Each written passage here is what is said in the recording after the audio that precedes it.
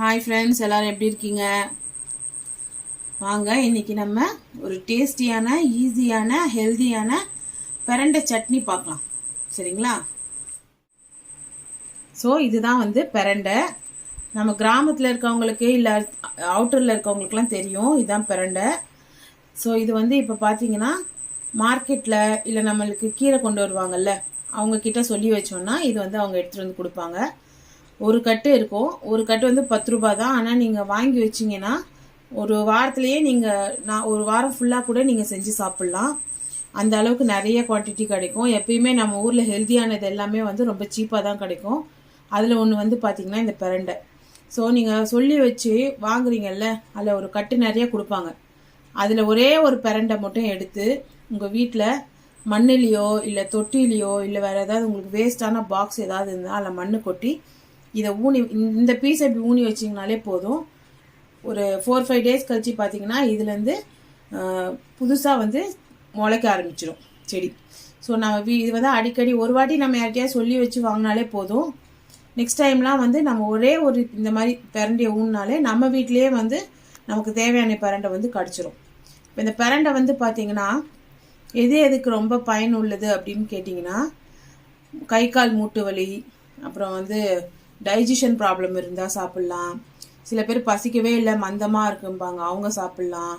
கை கால் மூட்டு வலிக்காரங்க சாப்பிட்லாம்.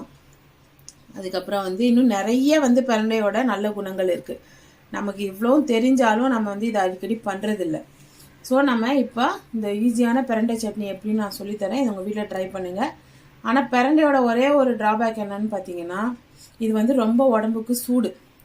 அதனால அதுக்காக சாப்பிடக்கூடாதுன்னு இல்லை. நம்ம 15 நாளைக்கு ஒரு வாட்டி இதை நம்ம சட்னி பண்ணி சாப்பிட்லாம்.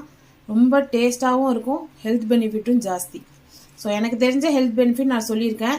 நீங்கள் போய் கூகுளில் சர்ச் பண்ணி பாருங்கள், இன்னும் பிரண்டையோட மருத்துவ குணங்கள் நிறைய உங்களுக்கு தெரியும்.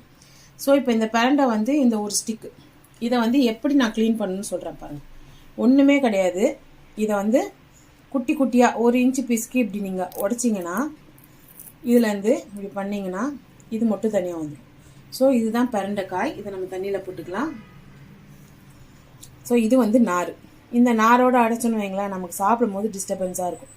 அதனால் நம்ம இந்த மாதிரி பீஸாக உடைச்சி இது மட்டும் நம்ம போட்டுக்கலாம். பாருங்கள், பிரண்டை இருக்கா? ஸோ இந்த பிரண்டையை ஒரு சும்மா நம்மளுக்கு கைக்கு வந்த அளவுக்கு குட்டியாக அப்படி உடச்சி இப்படி உடைச்சோன்னா இது மட்டும் தனியாக வந்துடும். நமக்கு இதுதான் தேவை. ஸோ இதை ஒரு தண்ணியில் போட்டு வச்சுக்கலாம். இந்த நார் நமக்கு தேவையில்லை. ஸோ நம்ம நெக்ஸ்ட் டைம் இப்படி உடைக்கும் போது இது மட்டும்தான் வேணும். இதில் எக்ஸ்ட்ரா நார் இருந்தால் எடுத்துகிட்டு இந்த மாதிரி வெறும் காய் மட்டும் வருது இல்லையா, நல்லா போட்டுக்கோங்க. ஒரு 2 நார் இருக்கலாம், ஒன்றும் பிரச்சனை இல்லை. ஓவராக நாராக இருந்தால் தான் சாப்பிட்றதுக்கு கஷ்டமாக இருக்கும். ஸோ இந்த மாதிரி இருக்குல்ல, இதை க்ளீன் பண்ணி தண்ணியில் போட்டுக்கோங்க. இப்போ பார்த்தீங்கன்னா நான் கொஞ்சம் க்ளீன் பண்ணி போட்டிருக்கேன். மிச்சத்தையும் நான் க்ளீன் பண்ணிவிட்டு நெக்ஸ்ட் ப்ரொசீஜர் எப்படின்னு உங்களுக்கு சொல்லுவேன்.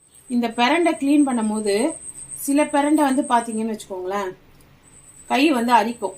அதனால நீங்கள் என்ன பண்ணுங்கள், தேங்காய் எண்ணெய் அப்படி இல்லைன்னா நல்லெண்ணெய் ஒரே ஒரு சொட்டு மட்டும் எடுத்து உங்கள் 2 கைகளையும் ரப் பண்ணிவிட்டு அதுக்கப்புறம் இந்த மாதிரி உடச்சி போட்டிங்கன்னா இதில் இருக்க அந்த அரிப்பு நம்ம கைக்கு தாக்காது. இல்லை அந்த குத்துறது, அந்த ஃபீல் குத்துற மாதிரி இருக்கும், அந்த ஃபீலும் வராது. ஸோ வாங்க, நான் மிச்ச பிரண்டை எல்லாம் க்ளீன் பண்ணிவிட்டு உங்களுக்கு எப்படின்னு சொல்கிறேன். இப்போது நாம் பிரண்டையை நல்லா க்ளீன் பண்ணி நல்ல தண்ணியில் 2-3 வாட்டி வாஷ் பண்ணி வச்சுருக்கேன். இப்போ நம்ம ஸ்டவ் ஆன் பண்ணி அதில் ஒரு கடாயை வச்சுருக்கோம். இந்த கடாயில் 1 டேபிள் ஸ்பூன் கடலை எண்ணெய் விட்டுருங்க. நல்லா சூடாகட்டும். க்ளீன் பண்ணி வச்சுருக்கோம் இல்லையா இந்த பச்சை பிரண்டை, இதை இந்த எண்ணெய். இப்போ நம்ம ஸ்டவ் ஆன் பண்ணி கடாயில் 1 டேபிள் ஸ்பூன் கடலை எண்ணெய் போட்டிருக்கோம். கடலை எண்ணெய் போட்டுட்டு நம்ம க்ளீன் பண்ணோம்ல பிரண்டை, அதை 2-3 வாட்டி நல்லா தண்ணியில் வாஷ் பண்ணிவிட்டு இந்த எண்ணெயில் போட்டு பிரட்டணும். ஸோ இந்த எண்ணெயில் போடும்போது ஃபஸ்ட்டு எப்படி க்ரீன் கலராக இருக்குது பாருங்கள்.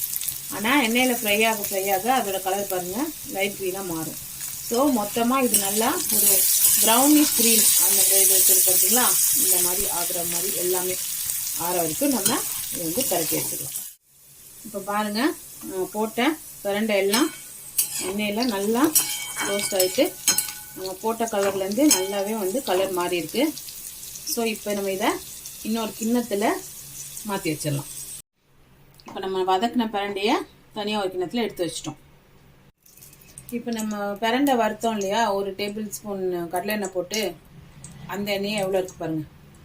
ஸோ இந்த எண்ணெயில் இப்போது 1 டேபிள் ஸ்பூன் உளுந்தம்பருப்பு, 1ன்றது நீங்கள் 1.25 கூட போட்டுக்கலாம். நம்மளுக்கு குவான்டிட்டி சட்னி கொஞ்சம் நிறையா வரும். ஸோ இதை வந்து நல்லா இந்த எண்ணெயிலேயே லைட்டாக கலர் சேஞ்ச் ஆகி ப்ரௌன் கலராக வர வரைக்கும் வறுத்துக்கலாம். நம்ம உளுந்து போட்டு ஒரு 2லேருந்து 3 நிமிஷம் ஆச்சு. லேசாக கலர் சேஞ்ச் ஆகணும். சேஞ்ச் ஆனதுக்கப்புறம் நமக்கு தேவையான காரம், நம்ம வீட்டில் நிறைய காரம் சாப்பிடுவோன்னா ஒரு 8லேருந்து 9 காஞ்ச மிளகா வச்சுக்கோங்க. கம்மியாக சாப்பிடுவீங்கன்னா ஒரு 4லேருந்து 5 வச்சுக்கோங்க. நான் இப்போ வந்து இங்கே ஒரு 6 மிளகா போடுறேன். இது வந்து மீடியம் காரத்துக்காக போடுறேன். போட்டோம். இப்போ இதுலேயே 10 பல்லு பூண்டு நல்லா உரிச்சு வச்சுருக்கேன், வாஷ் பண்ணி வச்சுருக்கேன், அதையும் இதில் சேர்த்துக்கலாம். அடுத்தது எப்பயுமே பிரண்டை சட்னி அதெல்லாம் வந்து கொஞ்சம் புளிப்பு தூக்கலாக இருந்தால் நமக்கு சாப்பிடும் போது நல்லா டேஸ்ட்டாக இருக்கும், பசங்களும் விரும்பி சாப்பிடுவாங்க. ஸோ இப்போது ஒரு பெரிய நெல்லிக்காய் சைஸ் புளி இருக்கு இல்லையா, அதையும் நான் இதோடய சேர்த்துறேன். ஸோ இப்போது இதை எல்லாத்தையும் நல்லா ஒரு 2-3 நிமிஷம் சாட்டே பண்ணலாம். இப்போ நம்ம போட்டதெல்லாம் 2-3 நிமிஷம் நல்லா வதங்கிருச்சு. இப்போ நம்ம வறுத்து வச்சுருக்க பிரண்டையும் இதோடய சேர்த்துடலாம். சேர்த்துட்டு ஸ்டவ் ஆஃப் பண்ணிவிடுங்க. இதை நல்லா அந்த சூட்டோட எல்லா இன்க்ரீடியண்ட்டோடையும் நல்லா பரட்டி கொடுத்துருங்க. இது ஆறட்டும், அதுக்கப்புறம் இதை நம்ம அரைச்சிக்கலாம். இப்போ நம்ம ஸ்டவ் ஆஃப் பண்ணிட்டோம்ல, இதுலேயே நமக்கு எவ்வளோ சட்னி வேணுமோ அது தேவைக்கான தேங்காய், நான் வந்து ஒரு 2 பத்து தேங்காய் வந்து பீஸ் பண்ணி வச்சுருக்கேன். இதையும் அதோடய போட்டு ஸ்டவ்வை நம்ம ஆஃப் பண்ணிட்டோம். அந்த சூட்லேயே இதோட தேங்காயையும் நல்லா கலந்து விட்டுருங்க. ஒரு 5 நிமிஷத்தில் நல்லா இதெல்லாம் ஆறிடும். அப்புறம் அரைச்சிட்டு நான் உங்களுக்கு காட்டுறேன். இப்போ நம்ம வதக்கணும்ல, அதெல்லாம் ஆறிடுச்சு. இதை வந்து நம்ம சின்ன ஜாரில் மாற்றியாச்சு. இப்போ நம்ம இதுக்கு தேவையான உப்பு, இன்றைக்கி நான் வந்து தேவையான கல் உப்பு போடுறேன். உங்களுக்கு எப்படி வேணுமோ சால்ட் கூட போட்டு அரைச்சிக்கலாம். இப்போ நம்ம தண்ணியே ஊற்றலை, வெறும் வதக்கணும்ல, அதை வந்து மிக்சியில் போட்டு ஒரு 2 நிமிஷம் கிரைண்ட் பண்ணி வச்சுருக்கோம். இப்போ இதில் 1/4 கிளாஸ் தண்ணி ஊற்றி இதை வந்து அப்படி ஓடுற மாதிரி தண்ணியாக கன்சிஸ்டன்சியில் பண்ணக்கூடாது. நல்லா கெட்டியாக சாப்பாட்டில் போட்டு பிசைஞ்சு சாப்பிட்ற மாதிரியோ இல்லைனா வந்து கிரேவி கன்சிஸ்டன்சிலையோ வச்சோன்னா நமக்கு வந்து கெட்டியாக இருந்ததுன்னா சாம்பார் சாதம், ரசம் சாதம், தயிர் சாதம், வெரைட்டி ரைஸு, ஏன் வெறும் சுடு சாதத்தில் கூட 1 ஸ்பூன் நல்லெண்ணெய் போட்டு இந்த கெட்டியாக இருக்க பிரண்டை சட்னியை வந்து பிசைஞ்சு சாப்பிட்லாம். அவ்வளோ நல்லது, டேஸ்ட்டாகவும் இருக்கும். இல்லை நமக்கு இட்லி, தோசை, சப்பாத்தி, பூரி, பொங்கல் அந்த மாதிரி டிஃபன் ஐட்டத்துக்கு சாப்பிட்டோன்னா 1/4 கிளாஸ் தண்ணி ஊற்றினோன்னா நல்லா திக்காக கெட்டியாக வரும். இதே 1/2 கிளாஸ் தண்ணி ஊற்றி அரைச்சிங்கன்னா கொஞ்சம் நல்லா கிரேவி மாதிரி வரும். நம்ம இட்லி தோசைக்கெலாம் தொட்டு சாப்பிட்றதுக்கு நல்லாயிருக்கும். ஸோ அரைச்சிட்டு நான் உங்களுக்கு காட்டுறேன். இந்த மாதிரி எடுத்திங்கன்னா சாதத்துக்கு பிசைஞ்சு சாப்பிட்டுக்கலாம், தொட்டு சாப்பிட்டுக்கலாம். இப்போ பாருங்கள், இந்த மாதிரி இன்னும் ஒரு ஃபஸ்ட்டு 1/4 கிளாஸ் தண்ணி போட்டு கட்டியாக அரைச்சேன். இப்போ இன்னும் ஒரு 1/4 கிளாஸ் தண்ணி போட்டு இந்த மாதிரி பண்ணியிருக்கேன். இன்றைக்கி எங்கள் வீட்டில் தோசை, பிரண்டை சட்னி, அதனால் நான் இப்போ நம்ம இந்த சட்னியை அரைச்சி வச்சிடலாம். சாப்பிட்றதுக்கு முன்னாடி கடாயில் 1 டேபிள் ஸ்பூன் நல்லெண்ணெய் போட்டு அதில் ஒரு 1/2 ஸ்பூன் கடுகு, 1 ஸ்பூன் உளுந்தம்பருப்பு போட்டு சாப்பிட்றதுக்கு ஒரு 2 நிமிஷம் முன்னாடி தாளித்து கொட்டி கலரி நம்ம சாப்பிட்டோன்னா சட்னியும் டேஸ்ட்டாக இருக்கும். அதோட அந்த எண்ணெயில் பொரிஞ்சு மொறுமொறுன்னு இருக்க உளுந்தம்பருப்பும் சேர்த்து சாப்பிடும் போது இன்னும் டேஸ்ட் வந்து அட்டகாசமாக இருக்கும். ஸோ நான் தாளிப்பு போட்டுட்டு உங்களுக்கு காட்டுறேன்.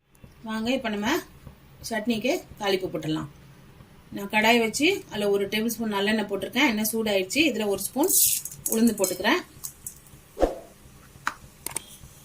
1/2 ஸ்பூன் கடுகு. ஸோ நல்லா கடுகும் உளுந்தும் பொரிஞ்சு கலர் சேஞ்ச் ஆனோடனே அதை எடுத்து நம்ம சட்னியோடு மிக்ஸ் பண்ணிடலாம். இப்போ நம்ம போட்ட கடுகும் உளுந்தும் நல்லா பொரிஞ்சு கலர் சேஞ்ச் ஆகிடுச்சு. இப்போ இதை தூக்கி நம்ம சட்னியில் சேர்த்துடலாம். இப்போ நம்ம தாளிப்பு கொட்டிட்டோம். தாளிப்பு சட்னி மேலே போட்ட உடனே கலர்னிங்கன்னா உளுந்து வந்து சட்னியோட ஊறி மொதன்னு ஆகிடும். சாப்பிடும் போது க்ரன்ச்சியாக இருக்காது. அதனால் நீங்கள் தாளித்து கொட்டிட்டு கொஞ்சம் ஓப்பனாக இருக்க மாதிரி வச்சு மூடி வச்சுருங்க. சாப்பிடும் போது நம்ம கிளறி யூஸ் பண்ணிக்கலாம். ஸோ இவ்வளோ தான் ஃப்ரெண்ட்ஸ், நம்மளோட டேஸ்டியான ஹெல்த்தியான பிரண்டை சட்னி ரெடி. இது உங்கள் வீட்டில் செஞ்சு பாருங்கள். எப்படி இருந்தது எனக்கு கமெண்ட் பண்ணுங்கள், லைக் பண்ணுங்கள், உங்கள் ஃப்ரெண்ட்ஸோட ஷேர் பண்ணுங்கள். முக்கியமாக என்னோடய சேனலை சப்ஸ்கிரைப் பண்ணுங்கள். சப்ஸ்கிரைப் பட்டன் பக்கத்தில் ஒரு பெல் பட்டன் இருக்கும், அதை டச் பண்ணி ஆல்ன்ற ஆப்ஷனை எனேபிள் பண்ணி வச்சுக்கோங்க. நெக்ஸ்ட் வீடியோவில் மீட் பண்ணலாம். பாய்.